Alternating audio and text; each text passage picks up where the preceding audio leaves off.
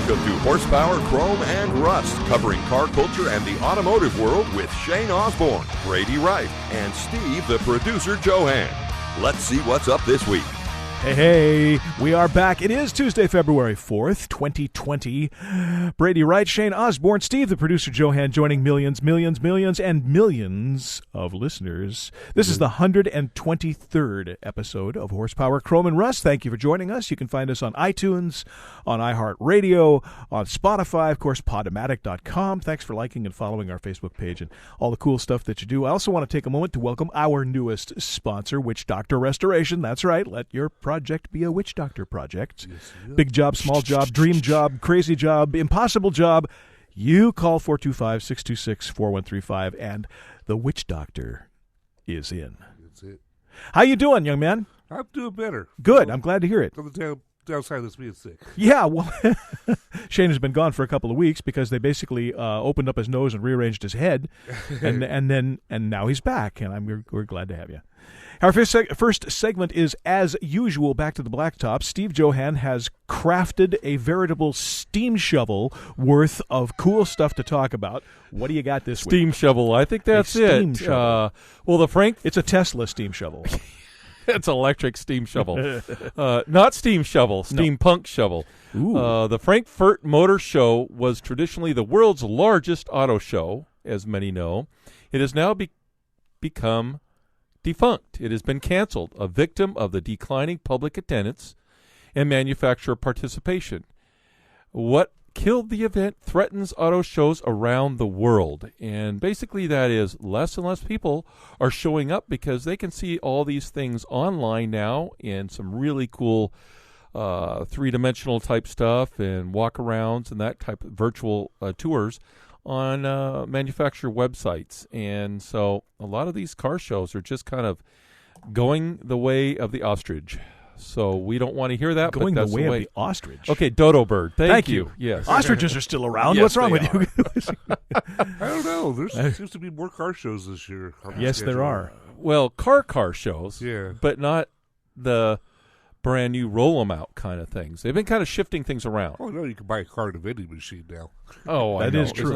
Yeah, there are a couple places that do that. You buy cars online and never actually, somebody will bring it to you. That's right. It's frightening. Right. Dealers are going to go. I like that new car smell. I want to sit in it at least, for a minute before I buy it. Well, speaking of new cars, the big reveal during the Super Bowl, General Motors debuted its all-new Hummer pickup during the Super Bowl game, but here are some details you may not have gotten. The Hummer will be a rebadged GMC truck. The Hummer will feature independent electric motors on all four wheels and a combined output of, get this, 1,000 horsepower, 11,500 pound-feet of torque. Foot-pounds. Thank you very much. Foot-pounds of torque, which will allow it to go, now get this, a run for the money for all those supercars out there, 0 to 60 in 3 seconds. Yeah, that's full-size. That's pickup. Hellcat Yeah. territory. So, we're talking full-size pickup, though. Yeah. Well, it's got an extra 300 horses over the head. That's right, and it's full torque on the Does it say what it weighs? No, it doesn't. I'm just curious. I mean, it doesn't make any difference at that level, but I'm just idly wondering. We will have to try to find the ad that was played during the Super Bowl and maybe post it on you there. can Google new Hummer. Yeah, I mean, it's going to be there. It's going to be there. Actually, I did not. I'm going to admit, full disclosure. I didn't watch it. I did not watch the game. Neither I did not I. watch the halftime show. I don't care about that crap. I don't care. However, I have seen the Bill Murray Jeep commercial, which Hedgehog. it's a remake of Groundhog Day. And it was flippin' hilarious. Right. But you have to have seen Groundhog Day. If you haven't seen Groundhog Day, you don't get the commercial. It's stupid. But it was really brilliant. Kudos to Jeep for coming up to that with it. Yep. It's amazing. 3 guys in one room and none of us saw the Super Bowl. No, there wasn't. I was out working on the car. I was doing a brake job on the Mazda. Yeah, I was doing different things too. Yeah. So important stuff. I think my wife had it running down below, and I walked down there and. I don't know. I didn't really catch it, but she caught the last. Guys restoring the dash with 55 volts. So. See there? It's important stuff. Besides, anybody that would have cared about wasn't playing, so I didn't care. There you go. Aston Martin has received the financial lifeline it has been searching for in hopes of offsetting lower than expected sales. As we've all said here many a time, Aston Martin has a nice little car, but they just can't seem to sell enough. Well, now comes a rescuer from the Canadian billionaire Lawrence Stroll, who has agreed to spend £182 million or $240 million to acquire 16% ownership stake in the Aston Martin. And he's going to rename his Formula One team after the company, and he takes over as executive chairman. The challenge that Aston Martin faces is a difficult struggle because it is not large enough to spread out its cost for product and technological development across several brands, unlike many of its competitors, i.e. using different companies to manufacture different They got parts. basically the one mark, and that's it. That's exactly right. And it's a tough niche, because especially when their niche is high performance luxury sports cars. It's like, okay, there's not a big market for those things these days, and I wish them luck, seriously. Well, I do because too. Aston Martin is such a cool mark. It's got the whole Bond thing behind it, and it is a pretty cool car. But just ain't a lot of them out there. Well, and speaking of Bond, I've got a little comment on that, but we'll do that later on in the show. You were tapped to be the new Bond. Is that what it is? Finally, they finally called you. A little old for that. I don't know, how old is Daniel Craig? I mean, meanwhile, over at Ferrari, saw its profits grow in 2019 as opposed to Aston Martin. The company's plan to add more models in 2019 paid off in spades as the company reported fourth quarter adjusted earnings. Well, basically 9.5% increase from last year at the same time. Yeah, so that is really good. Stockholders happy about that. They started making a little bit cheaper cars. So yeah, they've introduced a broader line, more affordable. And that good for them. Yep. Recognizing the needs of the marketplace. Exactly. Well, and speaking of good news, UAW is cleaning house. They continued its separation from its recent dark past by beginning the process of expelling 8 former executives from the union, including former Vice President Norwood, Jewell, and Joe Ashton. Let's hope they get things cleaned up and they're well-oiled machine. Find Jimmy Hoffa finally? Oh, yeah. Oh, he's Teamsters. I'm sorry. I'm sure. Wrong union. Wrong union, yeah. And he's buried somewhere in a... He's a cornerstone of the society. Yeah, I'm sure. A cornerstone.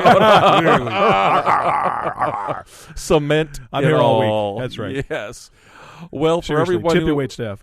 Everybody who's been waiting for the 2020 Corvette, it is on its way. They said by the end of late February, early March, they'll be rolling into dealerships across the United States and Canada. Oh, yeah. So it's the first mid-engine car they've built, so it'll be very interesting. Well, I wonder if we can go out for a tour in that thing. Oh, sure. Yeah. We can get, sure. Yeah, we'll make that happen. They've been teasing that thing for the last 4 years, so I'm glad they finally, finished all the R&D. And they sold the first one that rolled off for like $3 million. $18 godzillion. Yeah. Well, and wouldn't you? I mean, it's the somebody first. wants the first one, sure. Yeah, and it went to a good cause.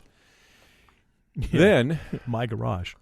What's that? It's a very good cause. My garage. They could have done It's lot. The Brady's Garage ticket at Fund. $5 a piece. I think we would have bought one. GoFundMe page on Facebook.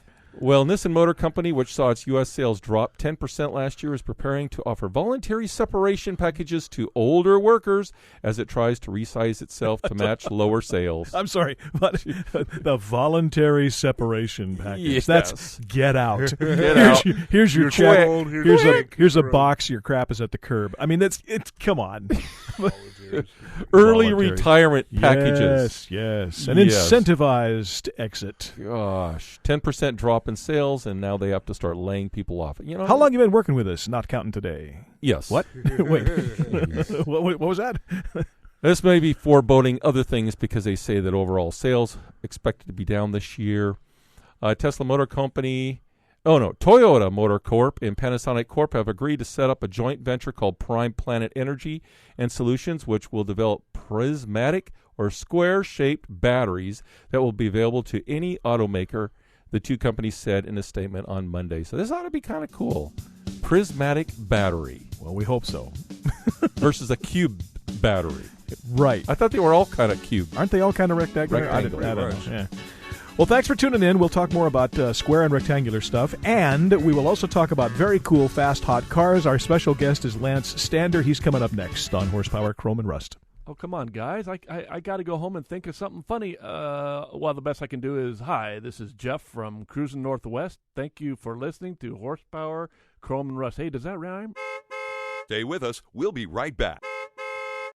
Hi, it's Jeff Conwell with the Monsters in Manson, giving a big shout-out to everyone at Horsepower, Chrome, and Rust. My mind's out of gear, and my heart's in overdrive. I've everything to fear. I ain't never been more alive. Welcome to Horsepower, Chrome, and Rust. For the first half of the Windshield View, this week we are talking with Lance Standard, the owner of Hillbank Auto Group in Superformance. Superformance. Yeah. How are you, Lance? Yeah. Hi there, guys. How's it going? It's going good. excellently. I hope we didn't disturb you in the midst of designing some other crazed supercar. No, we just take it easy. Got home about half an hour ago. Nice. Ah, good. All right. Well, appreciate you jumping in with us.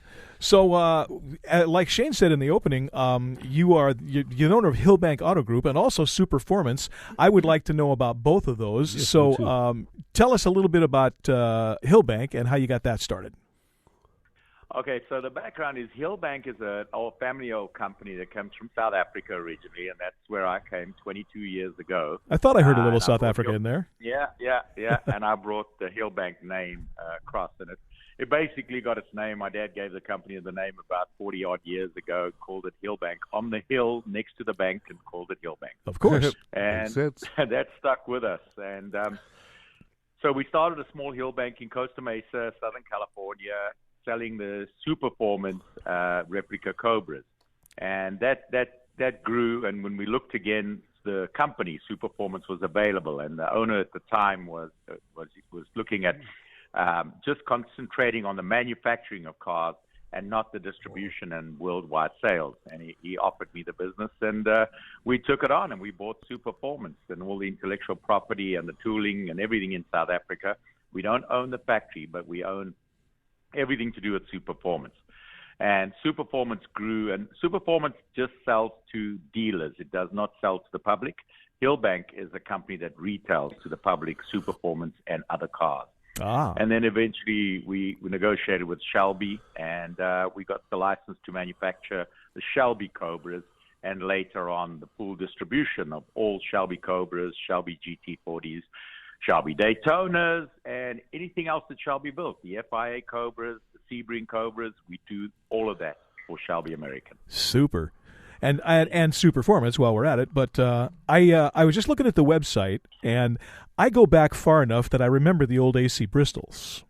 And Okay. And what I'm dating myself, I suppose, but I do remember, what the initial kind of inspiration was, and of course when the Cobras themselves came out, it was such a step up. I mean, it was just huge, while remaining true to the design, the basic body and the design of the car. But man, the performance went through the roof. Now I know that there are a couple of other aftermarket companies that make replicas of the Cobras. I'm sure they're under license and everything like that, but they're not.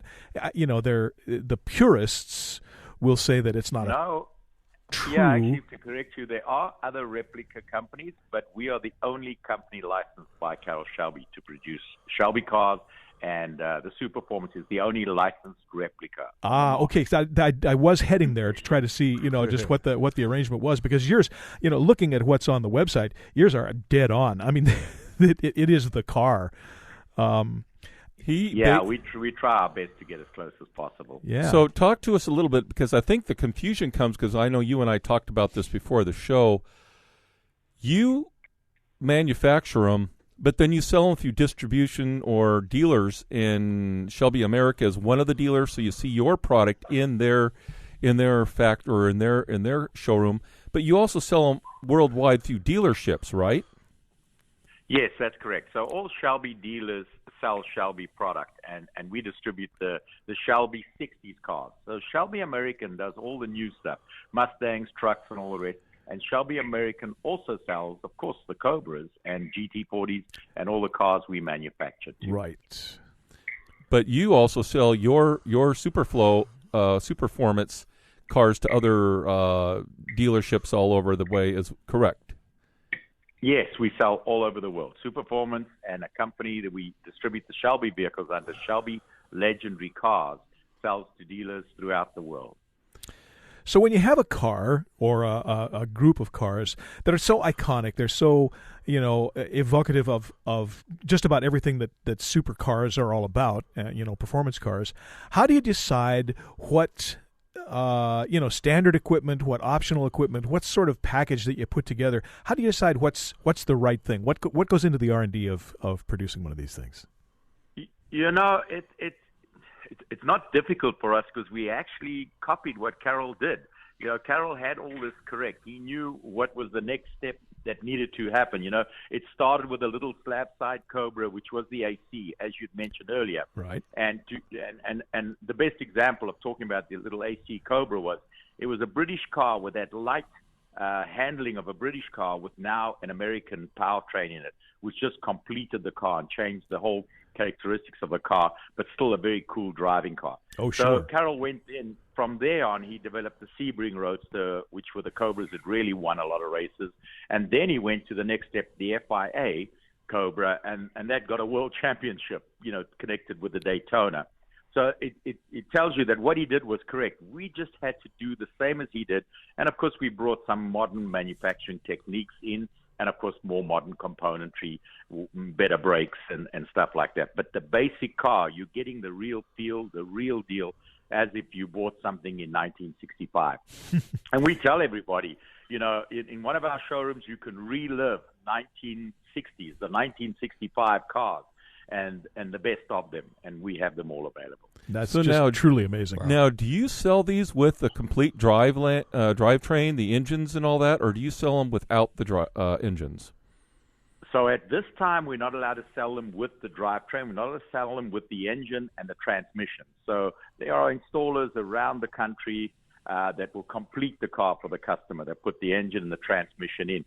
We are really sitting waiting for the HR 22, the Low Volume Manufacturers Act, that was actually signed and passed and became an act in 2015. But we are waiting for the bureaucrats to get the rest of the regulations done. Now it's really close. SEMA got involved and has helped us a tremendous amount, and SEMA has really got it passed almost over the goal line. There's just, and this is the last little straw that we're waiting to complete, and then we will be able to sell them as complete vehicles under low volume manufacturing federal regulations. There you go. And what's the hallmark there in terms of number of units that keeps you at low volume? Yeah. So they're limiting us to 325 per manufacturer. Okay. That's not bad for a specialty vehicle like that. Very, very reasonable. It's a job creation bill. It's going to open small motor manufacturers, give guys a break to try and develop and then eventually become fully fledged manufacturer. That is the plan for Superformance. That once we've really perfected the low volume manufacturing, we'll naturally be looking at a mainstream federalized vehicle in the future.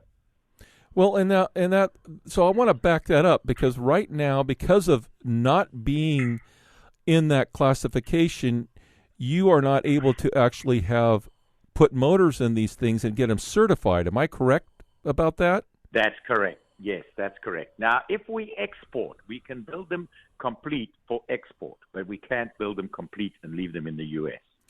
But when you export them, do you have to meet their standard of that country that it's going into? What happens is we leave that up to the guys who buy the cars. We explain to them that they don't meet any federal standards for any country that we know of. But every country has its own regulations, and the guys that buy the cars come up with their own ideas on how to get them titled and registered in their countries. Sure. Oh, that is amazing because I think a lot of people don't realize all the rigmarole that goes into being a small producer of vehicles like yourself. What's that? There's a lot of rules. No. Well, I was going to say Lance, I have a question I want to ask you. We're just coming up to the break, so I'm going to have to wait until afterwards. But it has to do with the body design and the whole airflow characteristics of the car. And I'm going to take you back to 1954 when I ask it. So I'll let you think about that while we take a break here, and we are going to come back. So we got more from Lance Stander on Horsepower, Chrome, and Rust. The Windshield View continues right after this.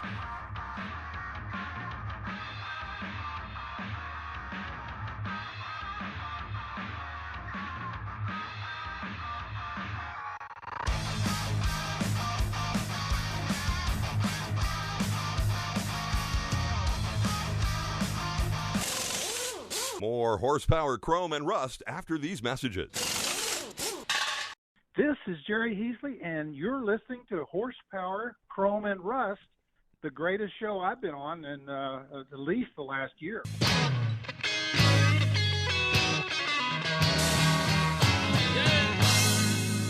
Back in Vehicle City. Yes, we're back with the second half of the Windshield View, and Lance Stander is with us on Horsepower, Chrome, and Rust. And for more information about their great company, where do people go to find out about your cars there, Lance? Okay, you can go to superformance.com or hillbankusa.com or shelbylegendarycars.com. Look at that. We're going to put links to those on the page. Yeah, any one of those websites would lead you to all the dealers, and they all have their websites, and the information about the cars are all on those websites. Super. Well, as a matter of fact, I'm looking at hillbankusa.com right now on my highly technical phone, and I'm looking at the Cobra, and I have to tell you, I have a friend who has a Cobra. It's a replica. I don't know whose it is. He's had it for a number of years, but the things are iconic, so it doesn't really matter, in a long sense who bought it, and built it. But I do have a question for you. You may know the answer to this, you may not, but that body style, that original styling that came up with, obviously they borrowed heavily from the AC Bristol, but back in the day, probably 10 years earlier, late 50s, mid-50s, there were cars that were in the Oscar circuit, and one of them was produced by Maserati. They did a body that was very, very similar to that kind of shape. The nose was a little swoopier. The Oscar body Maseratis were pretty cool in the day, all birdcage frame and aluminum bodies and stuff like that. Very, very slick cars. A friend of mine had one. Of course, by the time he got it, it had been gutted. Essentially, the Maserati engine and transmission and drivetrain were gone and had been replaced with other stuff. But I know it's it's a cringe. But if I tell you what was in it, well, it was a 215 Buick that they had put in there, and so it was a frightening. And that was quite common. It was. A more reliable engine. It was a frightening car to drive. But what the question I was going to ask you was, do you know, given the the iconic and classic styling of these cars, do you know what the original inspiration was? Was it strictly the AC, or was it a combination of other vehicles that were around at the time? If you're talking about what led Carroll to doing the Cobra, is that what you mean? Yeah, I think so. Or do you mean the actual body? Well, the body itself, yeah. The actual body, if you talk about the actual body shape, and you've nailed it, Maserati had a car that looked very similar. Of course, AC Bristol was around in the 50s also. Right. So did Ferrari. If you look at the old Ferraris, there's a lot of them that look similar to the Cobra. That's right. So that shape came from the 50s. So Carroll's inspiration was, he wanted to build a sports car, and he had heard that AC had lost their engine supplier. And they had a perfect car in the UK, but they had no engine supplier. And, of course, he went over to them. And what a lot of people don't know, but he has mentioned this a couple of times, he actually went to Chevrolet first. And Chevrolet weren't interested. They said, no, we've got a sports car. We've got the Corvette. We don't need it. Right. And then he went to Ford.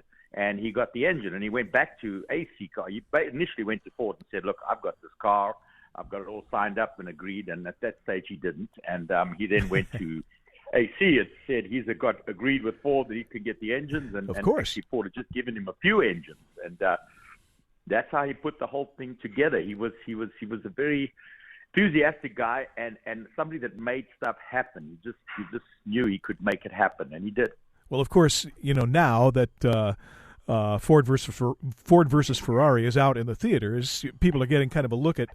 I'm admittedly a romanticized version, but nevertheless, a lot about how Carroll Shelby did what he did, and the guy had chutzpah. I mean, he had guts to do some of the things. You gotta love. I understand it's a Hollywood movie, and there's a certain amount of portrayal, but he was known for doing almost all of that stuff, and that's a salesman. Well, that's a salesman. And more, and more. He took on the impossible and what everybody thought wasn't in any way possible, and he accomplished it. He was very accomplished in everything he did. He was just a true entrepreneur and never say die attitude. I always say in our business, when people say, "How did you get this far? How did you get it this way?" And I just say, "I'm just too stupid to give up." There you go. Oh, and man, that's really what it is. That's what gets it going. Well, speaking of, probably noticed, Oh, go ahead. Go ahead. No, sorry. I was going to say, so in the movie, that was really exciting for us. We were one of the suppliers. We didn't supply all the cars, as many people think we did. We didn't. We supplied all the Cobras were supplied by us. And we supplied 2 of the GT40s, some Shelby Daytonas, and even some Mustangs. Nice. And, of course, the Cobras were the interesting part. Of course.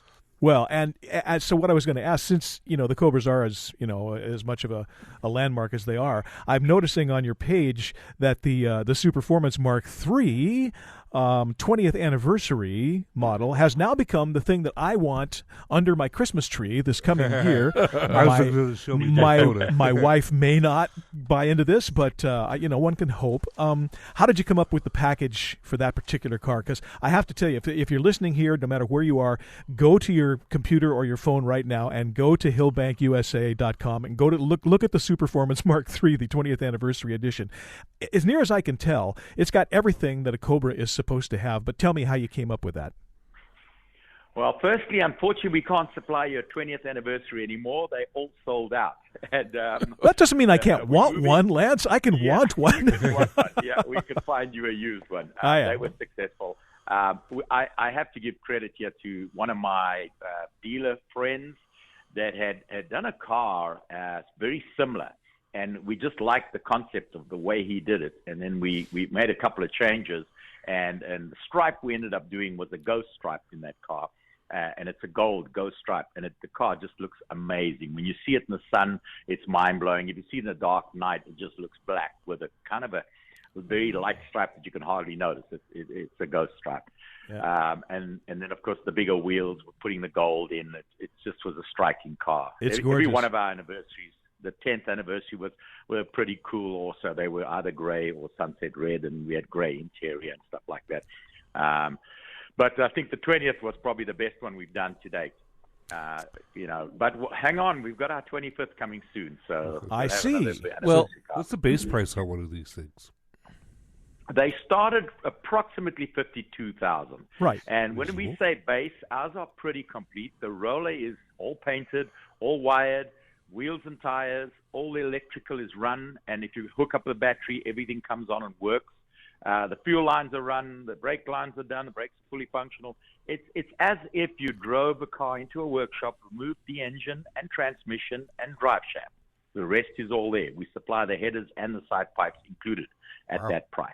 That's pretty amazing for a car at that level. Yeah. I mean, you're going to spend X amount on a powertrain anyway, no matter what. But at that stage of the game, that's extremely realistic price wise. Well, and Lance, I was going to ask you, what are kind of like the favorite, maybe let's say the top 3 favorite power plants for this car.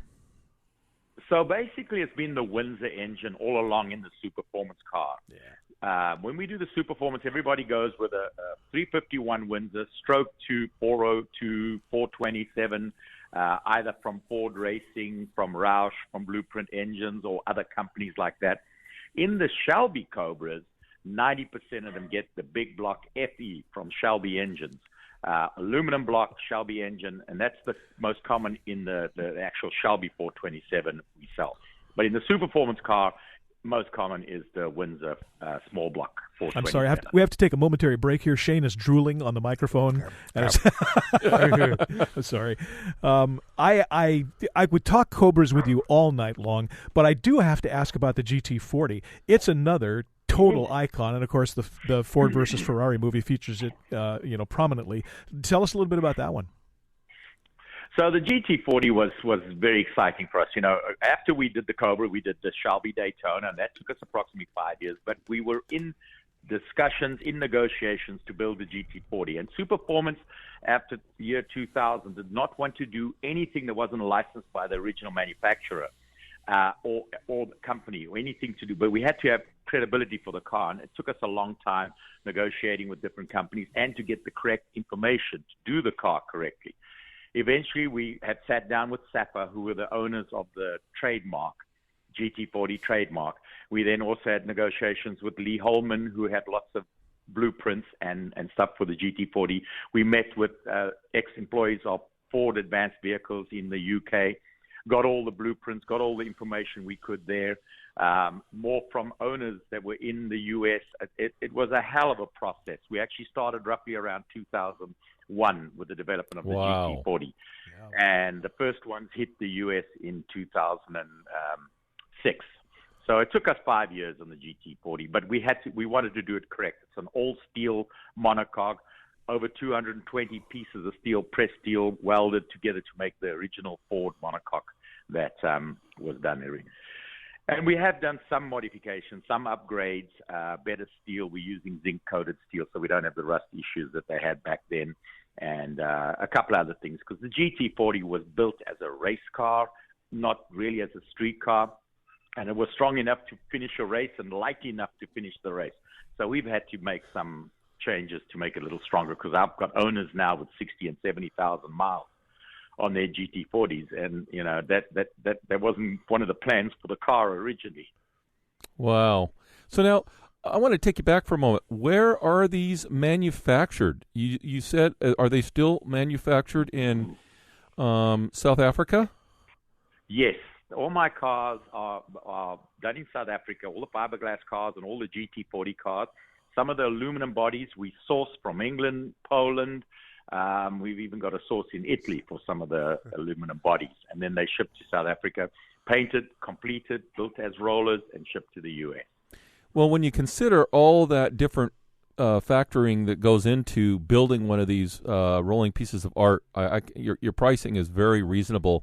Because you're sourcing it from all over the world, which that's what the big boys do. So you're right there in line already, and you're bringing business to all the different communities that are involved with this. So that kudos. We're hoping and praying that you get this bill goes through and you can really move forward on your expansion, because I know you got some other ideas down the road. Yeah, what's coming up? Yeah, no, we've got a couple other. We've been licensed by Ford to build the GR1. If you're familiar with the Shelby GR1, sure. Absolutely. It was a concept car from 2004. Absolutely beautiful, and we're in development, but we're waiting for low volume manufacture, because we need to have that car as a complete unit when we sell it, and we'd like to do it under low volume.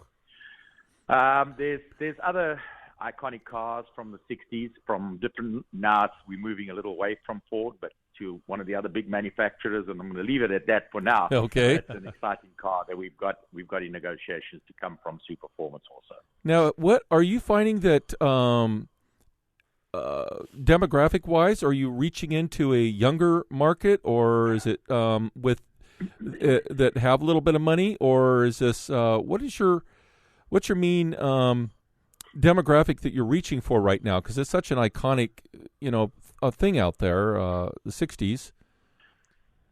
Well, it has changed for us a little. We were mostly baby boomers and older, believe it or not. But it started changing, and we've actually had a big run of millennials, if you can believe that. And when we ask them, how do you know about the Cobra? And it's usually from a computer game. And, of course, now they will tell us they've seen it in the Ford versus Ferrari movie. Think it's the coolest car. It's different to everything else on the road. And a lot of them are earning a lot of money, and they want something special in their garage that doesn't depreciate like any other new car you put in the garage. Sure. That's one thing about our cars. in fairness, muscle cars are back, Yes, with kind of a vengeance. Yeah. So, the people who are, you could get a Hellcat or you could get one of the new, Corvettes and stuff. But a lot of people look at the broader spectrum of where those cars came from. And so they're naturally going to be driven towards, the GTs and the Cobras and the other things that sort of started the whole game. Correct. And now with historic racing really getting a lot more popular, it's difficult to get the old cars racing. A lot of the GT40s racing in Europe are our cars. They're accurate enough and they are accepted by the sanctioning bodies. And we have a lot of GT40s FIA passported in Europe. And I would suppose, cost notwithstanding, it's probably a lot more effective and smart to run one of your cars, a newer car with the newer technology and the better brakes and all that kind of stuff, than a car that's, a survivor where, if you wrap it around something, it's not going to be replaceable. Those cars are getting they're kind of setting aside more. That's part of it. But when we race in FIA, we have to be 1,000% correct. We have to have the old brakes. We have to have companies that recreate those old brakes. All that. The only parts they allow us are safety parts like seatbelt systems and stuff like that. But the car has to be the same as the old cars that are running there. It's got to have the same componentry, and they're very strict. Super. Well, Lance, it has been super talking with you. I feel like we just barely scratched the surface. We got to bring him back on. Yeah, we could easily do this, for another couple of hours, but we do have to get out. Hillbank USA, let's see. What's the other two websites?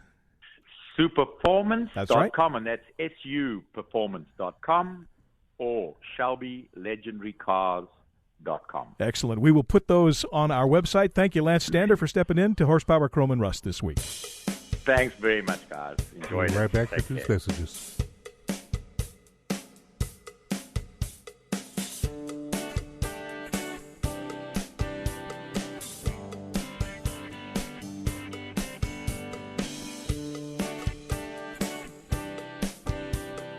This is Quentin Folk. I dig up old hot rods, and I also dig this podcast. Stick around. We'll be back after these words. Hi, this is Adam Kramer from Avance.com. You're listening to Horsepower, Chrome, and Rust.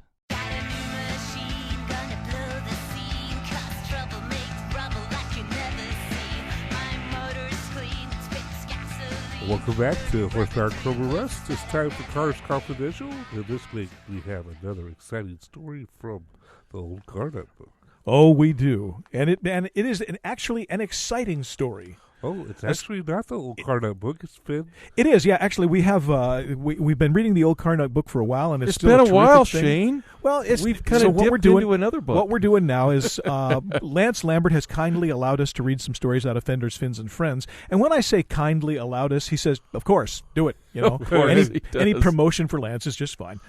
Confessions of a Car Guy. So yeah, the story we got tonight, and when I say it's a classic, it is a classic of. It's not my fault. I didn't do it. Dale did it is the name of the. Dale did it. In the distant past, I've had the distinct and dangerous pleasure of being a motorcycle owner. I take umbrage at that. It all began with a two-wheeled doodlebug powered by a 2-horsepower Briggs & Stratton lawnmower engine. My first street-legal double-wheeled delight, albeit not exactly a true motorcycle, was a Lambretta 150cc motor scooter. Now, I have to stop right here. Lance and I have this in common. Lance's first two-wheeled vehicle that actually was licensable on the street was a Lambretta 150. I had, as my first vehicle that I paid for, a Lambretta 150 motor scooter. Wow. The difference between us is that Lance has gone on to own many other things, as have I, but I still own my Lambretta 150. It's in my garage as we speak. I have seen it. Shane has seen it and knows that it's there, and it would actually start if I felt like kicking it for 3.5 weeks because the spark plug is dead and it's a Magneto. But I have it. By golly, it's blue and white. Anyway. I see something parked in the back of a truck when he's going to the different. I think we've got a winner, folks. I got to replace all the fuel lines because of the old plastic ones, and they're just shredded. And it doesn't matter. Whatever gas was in the tank is varnished now. That's going to look good in your rat rod. Yes. Oh, yeah. Anyway, so according to Lance, soon this 150 was followed by the more powerful 175cc. Lambretta, my father was the actual owner of these vehicles, but allowed me unlimited use of both. Now the truth comes out. So these now trendy collectible scooters were not the height of cool back in the early 60s. However, remember that having any form of powered mobility at the age of 15 was an instant propellant to the heights of ninth grade popularity. This is true. Yes, it is. I can say that in my particular case, the 150cc scooter that I got when I was 15 and a half, because I had to have something to practice on to get my license, right? Because you had the learner's permit back in the day. Yeah.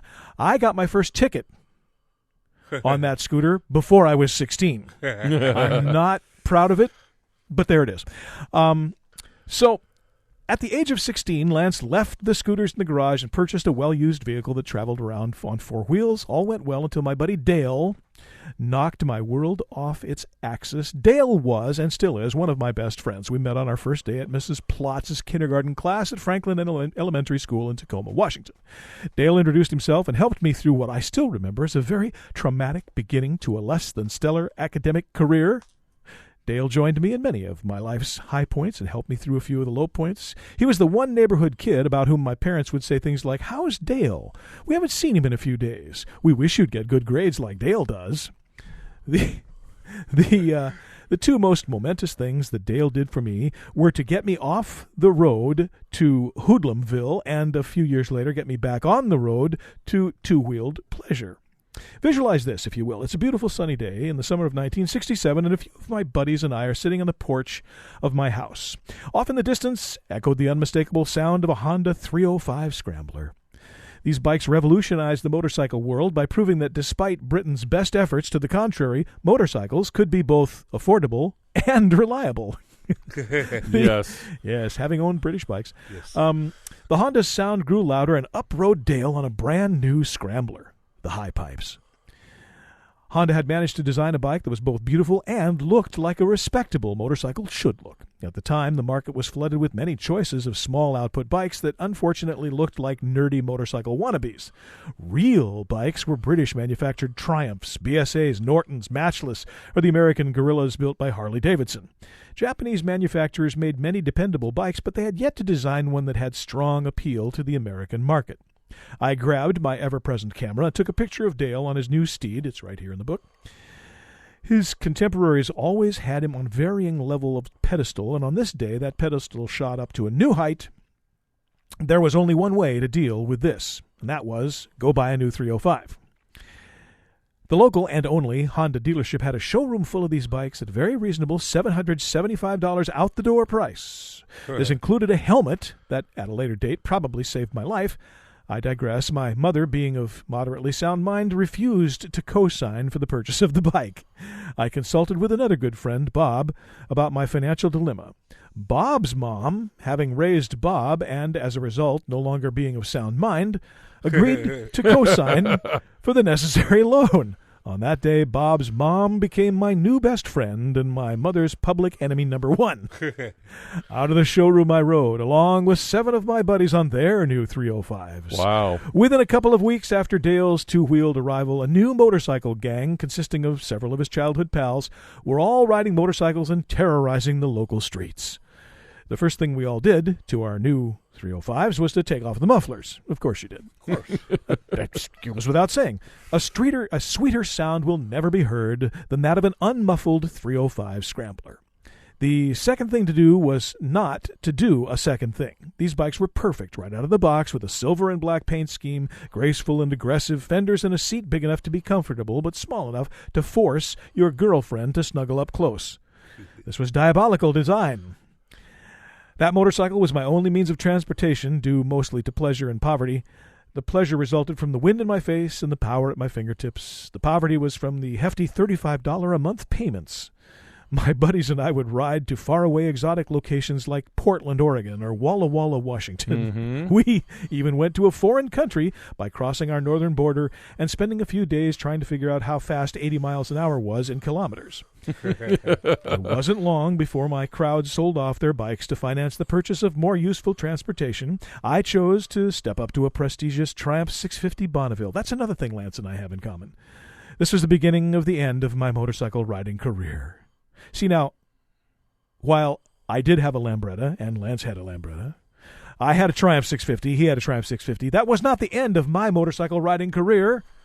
I had 14 more bikes, and Lance had 14 more cars. Yes. And I had cars too, but yeah, I somehow, those 305s, they were, the 250 Scrambler was also cool. It was kind of the smaller version of them. Right. Both had the high exhaust pipes up the side with the shield, the heat shield. Yes, which the was, heat shield. by golly, necessary because that pipe got awful hot. You could cook a thigh without any effort at all. Yeah, no doubt. But they were very cool bikes. And Honda was smart enough to understand that they had the market captured, and they kept the price relatively affordable. Yep. And, they were dead reliable, which is, Well, and it transformed the face of the United States. And in part of Europe, with those inexpensive Japanese reliable bikes, it On Any Sunday came out at about that time slot, a little later. On Any Sunday, sure. On Any Sunday, Malcolm Smith, and it just became trend-setting. All my buddies in the early 70s, they all bought their little 100s and 125s, Suzukis, and trail bikes, and everybody rode around in that stuff. It was just part of it. Well, and the whole thing about the Japanese bikes, too, was, the Honda started their campaign, you meet the nicest people in a Honda, which was completely counterproductive or counter-programming to the Harley-Davidson image of, black motorcycle jackets and boots and jeans and all that kind of stuff. The wild one. Yeah, you didn't want to be Marlon Brando. You wanted to be a nice boy. Right. Because nice boys got dates with, nice girls.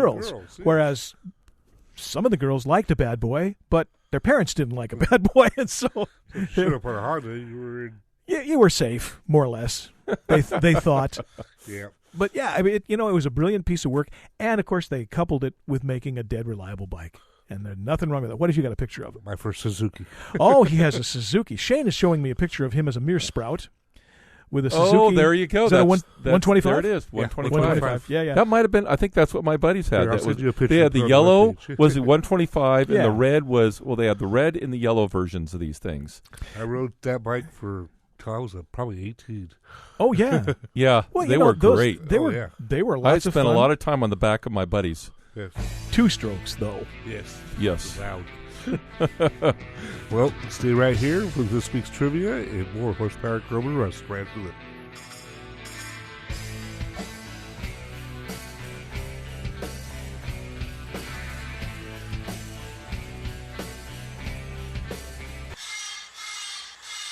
Hang on till right after these messages.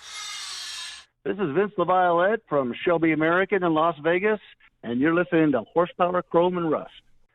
Help us if you can. You're an El Camino man. Only you can understand. Hey, welcome back to Around the Wheel. This is where we do our usual stuff about upcoming events and the weekly trivia question and all that kind of cool stuff. Perhaps, that coming up, as a matter of fact, we were talking about it earlier, coming up in the, first weekend of August in the greater Seattle area, there will be a magical car show that has only been done once before. The Seafair Car Show is now a 2-day event. Mm-hmm. It will be on August, 2nd and 3rd, I believe, Saturday and Sunday. And they're going to do it this year with 2 different sort of categories. Saturday will be all classics, 30 years old or older. And it must be a classic, like a concourse type of thing, although it doesn't have to be that perfect. But it's basically all classics, survivors, but nothing hot-rodded or rat-rodded, nothing, adjusted. It's going to be basically, stock restored cars. And then Sunday will be hot rods, rat rods, and all the other fun stuff. Modified. Not and all that classics aren't fun, but it's just going to be 2 different things. Cool. Separate trophies for each day. Still $25 a day, and that is going to go live on the website, seafair.com, in another couple of days, I imagine. So what do we got for the answer? I got something I wanted to share here. Oh, do you? Well, let's do the trivia question. I get that done. Last week, when we last left our friends, the trivia question was, Buick did something in 1938 that nobody else had done at that point. What was it? And the answer, and I cannot believe that we didn't get a an answer for this An thing because answer? it's so easy. Turn signals. Turn signals. The first, but more importantly, the first electric turn signals. 1938 Buick had 'em. Wow. So yeah, I mean it's kind of an easy one, but nobody got it. So I we knew what it was. Well, you knew. Of course, you knew. You've been working on a car like that lately? You had No, them. I just do that for the first car that had blinkers. Wow. It's just unuseful information. Well, because you're a trivial guy. Anyway, so we didn't have a winner on that one, so nobody wins the chrome-plated barn find dust from Horsepower Chrome and Rust. But we have another question that will be cool for next week. This one is an unbeaten record. There is one automotive record that has never been beaten, and it happened in 1916. Wow. It has never been beaten to this day, and I'll even tell you, it was Ford that did it. Wow. But you got to know what it was. So if you think you know, you can get with us by email at contactus@horsepowerchromeandrust.com. You can get to the Facebook page and leave us a message there. You can go to the Facebook Messenger and send me one directly if you like. 1916, Ford produced a record in the automotive world that has never been equaled. Well, what is it? You too could win the coveted bucket of barn. Well, that sounds very interesting. You know, earlier in the show, we talked about the Aston Martin brand, and, Yes. and you mentioned that being a famous car brand in the Bond movies. Oh yeah. Well, PS5, I've been a friend of mine loaned me his box set of Bond movies, and I've been starting out with the first one. Actually, there was a glitch, so I couldn't even finish it. The second one, and I just got through watching Goldfinger. Yes, produced in 1964. And Yes. what I mentioned in our Facebook page, so folks, you'll have to go on there, is that it was a chance for Ford to showcase their Falcon and their Ranchero. And then I was kind of looking at it again, doing a little research, and I went, oh my gosh, I think they showcased all their brand new cars that year on that. They had the station wagon, they had the big well, that was they had the product Mustang. placement. It was product placement. Sure. And I thought, what a wonderful thought. And it was so well done, you didn't even think about it. Now that I'm into cars, I do. So now I'm going to be watching, I think the next one that I'm going to be watching is Thunderbolt. So I'm going to be starting to look at what cars. Excuse me, Thunderball. Thunderball, No, thank you. just- Thunderball. Thunderbolt and Lightfoot was a Jeff Bridges That's movie. right. A whole totally different movie. Great movie, though. Great movie, sure. Clint Eastwood. Anyway, I'm going to start looking now, and I'm Yeah. going to keep track of what cars are featured. I think you should. Well, thanks to Lance Stander from Hillbank Performance for coming and talking with us today. Great conversation this week. Shane is back. Steve is here. I'm Brady Wright. Keep your eyes on the road, your hands on the wheel, and your foot to the floor. Next week, we get an update from Kevin Martin on the RSC Rat Rod Build-Off Challenge and more on Horsepower Chrome and Rust.